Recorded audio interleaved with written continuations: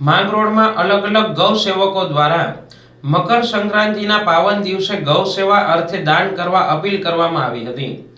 જેના ભાગરૂપે માંગરોળની ગોપાલકૃષ્ણ ગૌશાળા, પાંજરાપોળ ગૌશાળા, ગૌરક્ષા સેના સહિત ગૌ સેવકો દ્વારા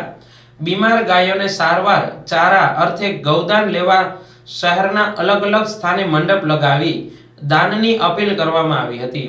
મકર સંક્રાંતિના દિવસે લોકોએ મન મૂકીને દાન આપ્યું હતું। જે આજરોજ મકર સંક્રાંતિનો પાવન પર્વ હોય,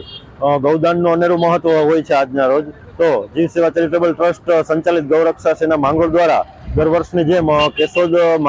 માંગરોળ જે બાયપાસ છે ત્યાં અમે સ્ટોલનું આયોજન કરેલ છે, જેમાં યાત્રિકો દ્વારા નીકળતા વાહનો તેમજ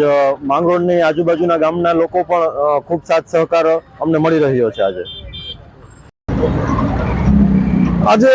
14 જાન્યુઆરી એટલે મકર સંક્રાંતિનો પાવન પર્વ અને આ પાવન પર્વનું મહત્વ દાન અને પુણ્યનું હોય છે,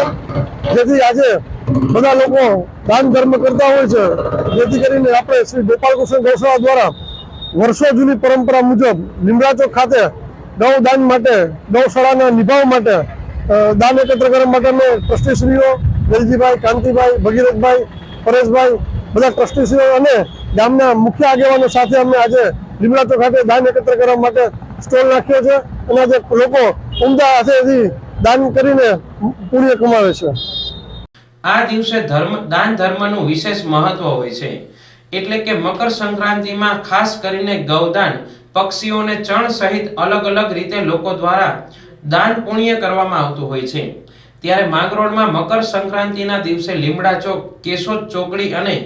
જયદીપનગર સહિત વિવિધ સ્થાનો પર અલગ અલગ ગૌશાળાના ગૌ સેવકોએ ગૌ સેવા અર્થે દાન લેવા મંડપ સ્ટોલની વ્યવસ્થા કરાતા લોકો દ્વારા પણ ઉદાર દિલથી દાન પુણ્ય કરી મકર સંક્રાંતિના મહાપર્વની ઉજવણી કરી હતી। આજના પાવન દિવસે, મકર સંક્રાંતિના પાવન દિવસે અબોલ પશુઓ માટે